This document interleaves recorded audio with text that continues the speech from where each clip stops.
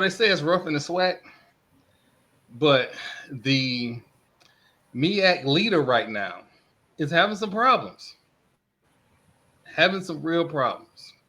Apparently, the problems is with D2 schools because the Howard Bison lost again for the second time to a D2 school. They lost to Bowie State less than a week ago on Martin Luther King Day. They lost to Morehouse College, the Maroon Tigers.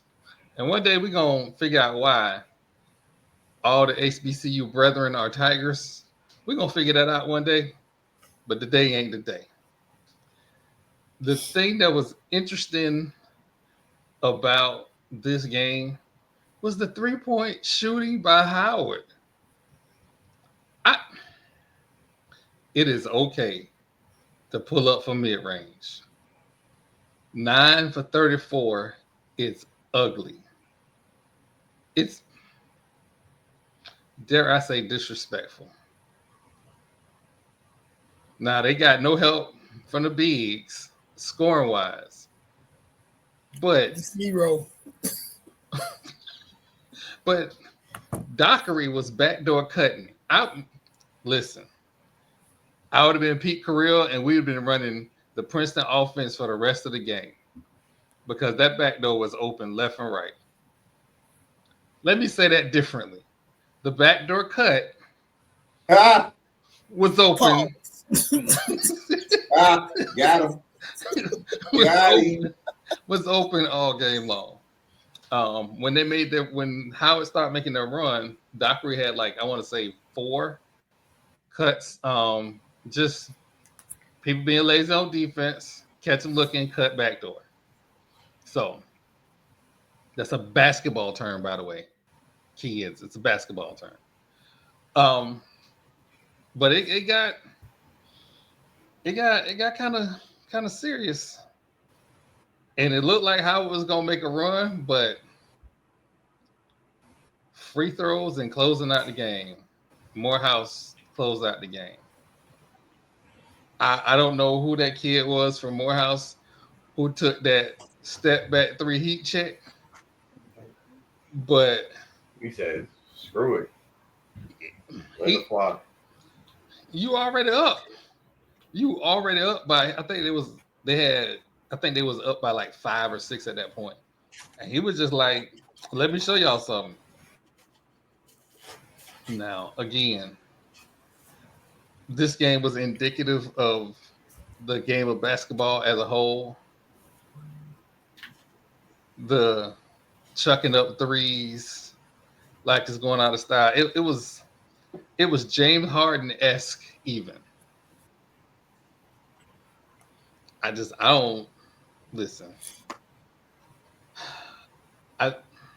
Sometimes that's what you got to do, man.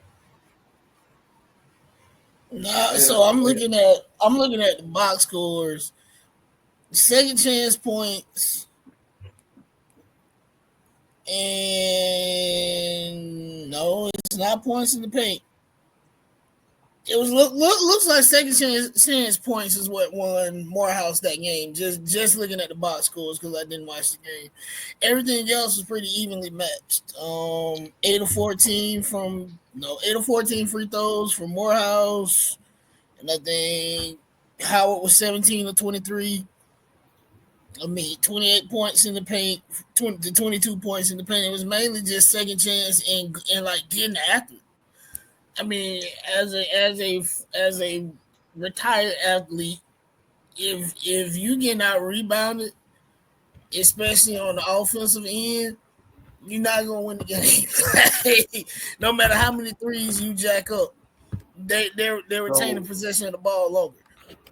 So rebounding is the basketball equivalent of the trenches in football. If your big bodies cannot bang, then you're gonna get banged out of the game. Yep. We see it at all levels, starting, at the lowest high school, going to the college and then into the pros. You gotta have somebody that's gonna be able to control the paint. whether it be in blocking shots, whether it be in rebounding on the offense and defensive side.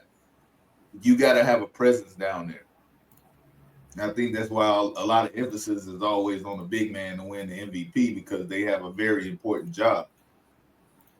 But when we got guys that shooting under 35% from three, but they still taking them, you hurt your team, because now you're putting your own big man at a disadvantage. You're creating this fast break opportunities for the other team, because when you take long shots, that creates long rebounds.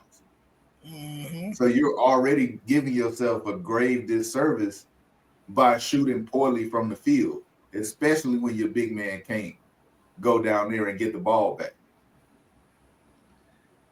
You know how I don't like to single out individual players on the college level, right? That has been my thing. But Shockley Okeke, bruh, you went 4 of 17. Mm-hmm. And Dockery Dockery getting a pass, sort of, but he really shouldn't, because he went 4 of 11. I can deal with 4 of 11. I can deal with 4 of 11. But 4 of 17? That's ridiculous. That's ridiculous. Oh, you talking about 14 for Morehouse? Yeah. No. For Howard. Howard. Shockley Okeke is number 15. I got you. Yeah. Hey, him and Buddy from Morehouse got the same name. My bad. Yeah.